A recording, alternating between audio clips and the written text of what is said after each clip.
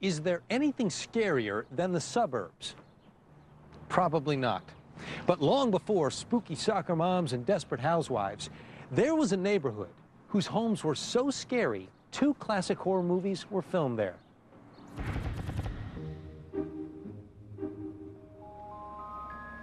In a small enclave in Southern California is a neighborhood of well-groomed, anywhere USA houses, each with their own charm.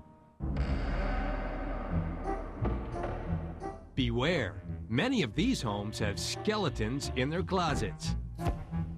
This is the home where an escaped psychopathic killer named Michael Myers slashed his way into cinema history in John Carpenter's 1978 classic, Halloween. And across the street is where a young Jamie Lee Curtis had to fight the killer off to escape from peril. There goes the neighborhood. And talk about typecasting. When the producers of Nightmare on Elm Street were looking for locations 8 years later, they decided it didn't get much scarier than here. So with Nightmare on Elm Street and Halloween filmed here, this neighborhood's definitely got a claim to real scary fame. I think my home is a star. It's just, you know, a house that looks like it might be anywhere USA. Part of what these movies are is to make a counterpoint. In other words, you're in a horror film and then you look at a house and it just looks innocent. It's just so friendly and happy sitting there. We desperately wanted it to not be Los Angeles or any particular place, but somewhere that could be easily identified by the audience as maybe even their town. Sure, who wouldn't want to live here? That is, unless you have a problem with Michael Myers and Freddy Krueger hanging out on your block. The producers of both movies liked this location for another reason, however. An economic one, because the cost of building sets that were so elaborate, stairways and staircases and all that, would have been prohibitive for us.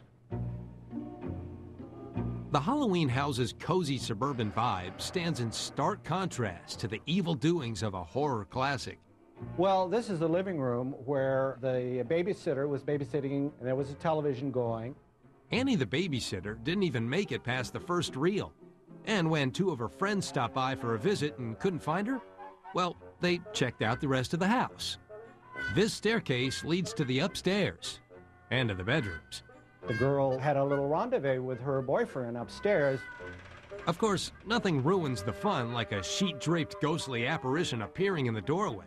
She thought it was her boyfriend in disguise, and wow, that's pretty creepy. Needless to say, things don't go very well for this group of friends after that. By the time Jamie Lee Curtis pops over, she finds her friends gone, not to mention the furniture all rearranged. The bed was actually between where that armoire is now. So they didn't bring any props, you know, they just used what was here. Using what was here was also why so many houses in the neighborhood got co-starring roles. In the movie Nightmare on Elm Street, director Wes Craven used houses that were across the street from each other. It made sense for budgetary reasons, but cinematographer Jacques Aitken believes it added to Elm Street's scary appeal. We shot in here because we were doing shots, putting our actress here and shot over her shoulder to the house across the street.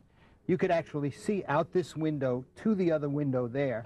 You really felt that you were on the street.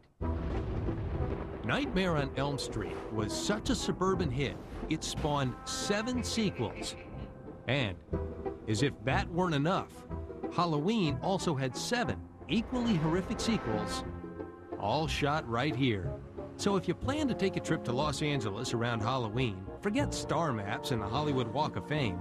Instead, you just might want to tour the average neighborhood to catch a glimpse of these classic American horror film real homes.